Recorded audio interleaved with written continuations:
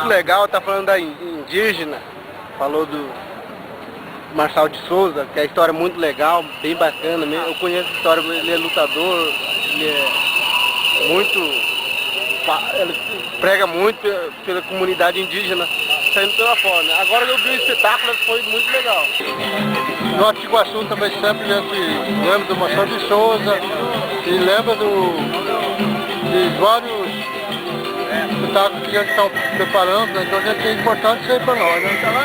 E também é importante a gente chamar aqui na comunidade do capital, Campo Grande também, né? E a gente estamos trocando ideia, trocando experiência. É para nós que sempre a gente assim, movimento grande assim, sempre sai. Primeira vez que a gente participou com esse projeto Novo Marandu, né? Eu assisti, eu vi muito pessoal lá apresentado teatro lá, aí eu gostei muito. Você conhece a história do Marçal de Souza?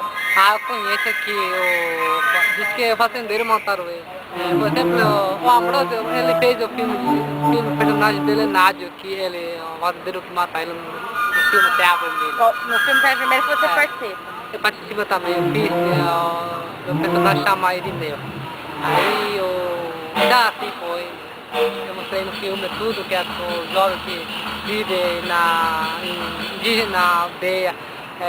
Tem muitos jovens que morrem, só que ninguém não sabe, até o branco não sabe porque ele morre. Aí eu fiz esse filme, aí eu fiz esse filme de Terra Vermelha, eu mostro a vida do Kaiowá, como o Kaiowá caça, como o Kaiowá luta pela terra, como o Kaiowá come, como o Kaiowá se apaixona, é tudo que eu fiz. Aí agora o branco vai saber